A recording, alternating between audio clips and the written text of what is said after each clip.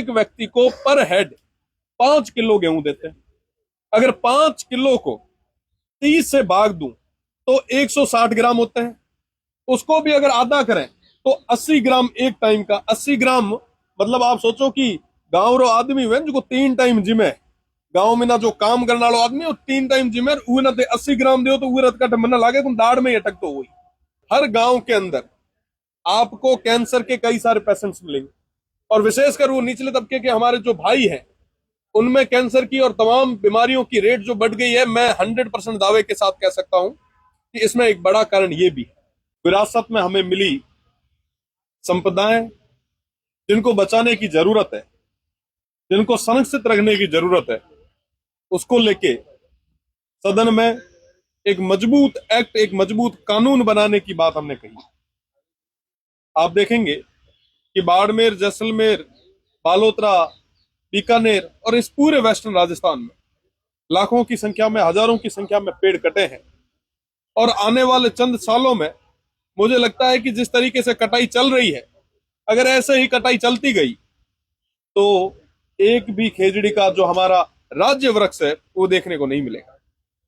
हम राजस्थान से आते हैं, यहाँ पे रामदेव जी हो, चाहे तेजा जी हो, चाहे पनराज जी हो, चाहे पाबू जी हो, चाहे हड़बू जी हो, न जाने कितने सूर और वीर हुए जिन्होंने इस धरा के लिए, इस गऊ के लिए, इस वन के लिए, इस ओरण के लिए, इन पेड़ों के लिए अपनी शहादत दी, बलिदानी दी, कुर्बानी दी। मैं आज मां अमृता देवी जी को याद करूंगा, सिर साठे रुख रहे तो भी सस्तो जान। आज उसी प्रदेश में लाखों पेड़ कट रहे हैं और प्रदेश की सरकारें मौन होके बैठी। आप देखेंगे कि आने वाले 2 तारीख को बीकानेर में पूरे राजस्थान भर के पर्यावरण प्रेमी एक हो रहे हैं, वो मूवमेंट कर रहे हैं।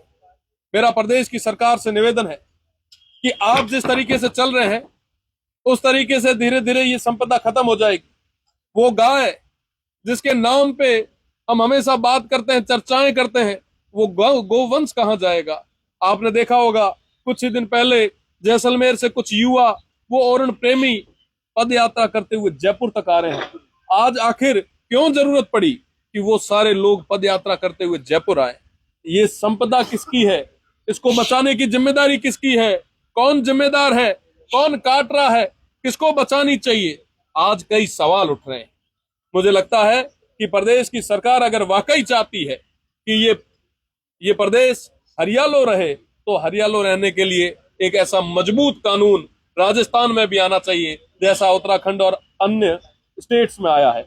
ये संपदा हमारी है, आने वाली पीढ़ी को बचाने के लिए, उनको विरासत में देने के लिए हमें इन तमाम वन्य संपदा को बचाने की जरूरत है, एक्ट लाने की जरूरत है। खाद्य आपूर्ति विभाग की तरफ से आपने आज बड़ा है कि मेरे खुद के पिताजी डॉक्टर हैं, पता नहीं आप कौन सी नई डॉक्टरी पढ़कर आए।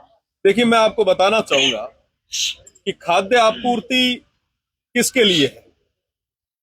हमारे सोसाइटी में वो निचले तबके का वंचित, शोषित व्यक्ति जिसके पास 2 समय का भोजन नहीं है, वो कोई भूख से यहाँ पे परेशान ना हो, उनको खाद्य मिले, उनको 2 समय की रोटी मिले, उसके लिए खाद्य आपूर्ति जैसा ये बहुत सेंसिटिव डिपार्टमेंट अमूमन बहुत कम चर्चा होती है, पर हमने ये बात इसलिए रखी क्योंकि वो तमाम लोग जिनका नाम आज के समय में खाद्य सुरक्षा में जुड़ा नहीं है वो वंचित ना रहे।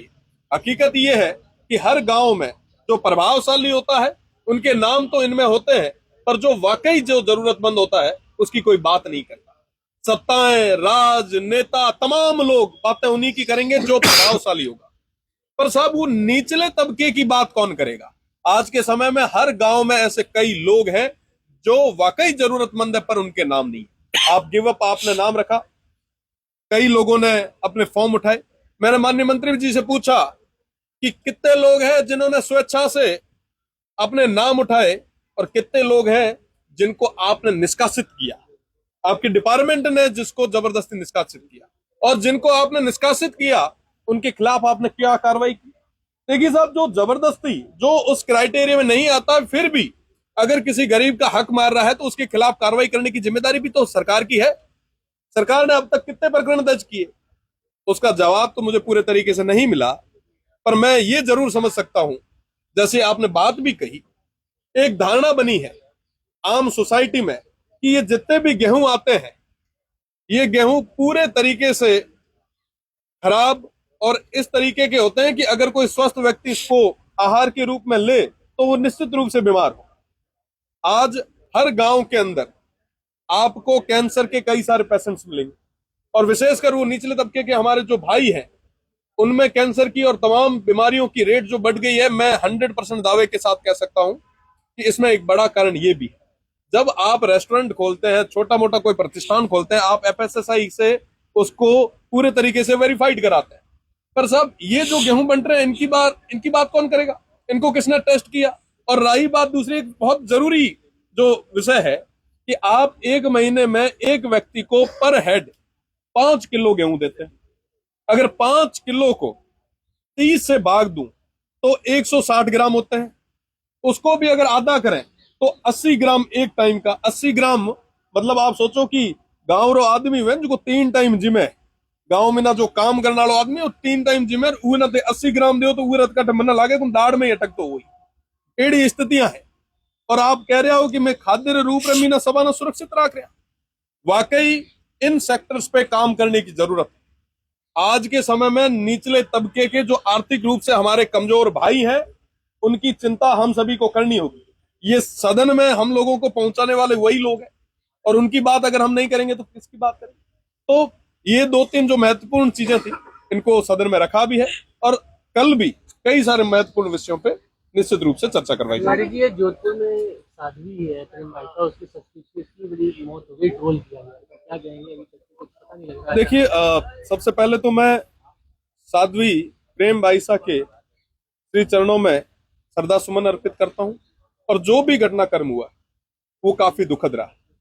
मारवाड़, जोधपुर वो एक अपनायत का शहर रहा है, वहां पे इस तरीके की घटना हो जानी ये वाकई दुखद है। परिवार को ईश्वर हिम्मत दे, और निश्चित रूप से जांच होनी चाहिए।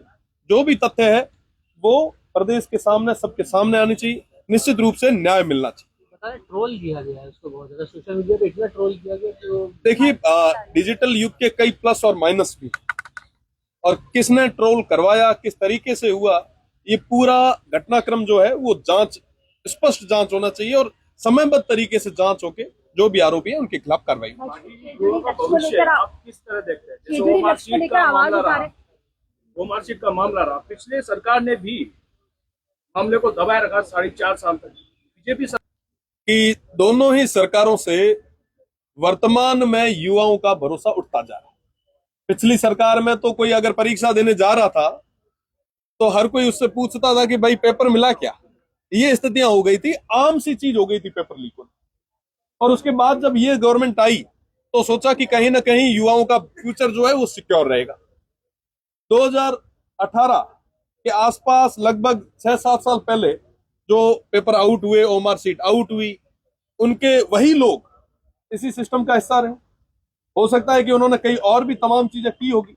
और जब खेत ही, मतलब जो बाढ़ ही खेत को खाने लग जाएगा तो फिर बचाएगा कौन? पहले तो लगता था कि सब पेपर लीक होके ही तमाम चीजें हो रही थी। आज के समय में तो ओमार सीट ही गायब होने लग गई, तो अब किस पे भरोसा करोगे? तो ये निश्चित रूप से बहुत बड़ा विषय है। प्रदेश की सरकार से मैं कल भी कह चुका हूं कि उनको बड़ा एक सख्त एक्शन लेना चाहिए। आज के समय में दोनों ही सरकारों के बीच में जो युवा है उनका भविष्य जो है वो फुटबॉल की तरह होता गया। दोनों ही खेल रहे हैं, किसी को नहीं पड़ी। हकीकत अगर आप देखें तो इनको कोई मतलब नहीं, कोई फर्क नहीं पड़ रहा। अभी तक कोई मजबूत और सख्त कार्रवाई नहीं हुई। मैं तो प्रदेश की सरकार से निवेदन करना चाहूंगा कि कोई सख्त कार्रवाई करे। अरावली का जो खनन हो रहा है, पिछली बार भी जब ये इश्यू आया था, जब 100 मीटर की जब धारणा चली कि साहब 100 मीटर से नीचे ये नहीं है, तमाम चीजें हैं। अरावली इस प्रदेश की रीढ़ की हड्डी है, इसको बचाना हम सभी की जिम्मेदारी है। वर्तमान में वो प्रकरण तो सुप्रीम कोर्ट में है, पर उसके अलावा जो खनन हो रहा है, खनन माफियाओं को कहीं ना कहीं दोनों ही सरकारों में सह दे के करवाया जा रहा है। यूजीसी को लेकर काफी बवाल हो रहा है। सुप्रीम कोर्ट ने अब जो है इसको वापस भी लेने के लिए कहा है कि इसको नए। देखिए, यूजीसी के बारे में एक बहुत बड़ी चर्चा, बहुत बड़ी बहस छिड़ी है। निश्चित रूप से पुनर्विचार होना चाहिए और सभी के हितों को देखिए। मैं विश्वविद्यालय से आया हूँ, मैं छात्र राजनीति से मैंने शुरुआत की है, मैं बतौर छात्र संघ अध्यक्ष मैंने काम किया है, मुझे काम करने का मौका देवतुल्य जनता ने, उन युवा साथियों ने दिया। हम सभी भाई की तरह रहते हैं, हमेशा से एक जो भाईचारा है वो बना रहा है। इस भाईचारे को, इस तारतम्य को तोड़ना कतई उचित नहीं है। निश्चित रूप से इस पे विचार किया जाना चाहिए था। जो स्टे हुआ है, मुझे लगता है कि आने वाले समय में जो भी पॉलिसी आएगी सबके हित के लिए आएगी।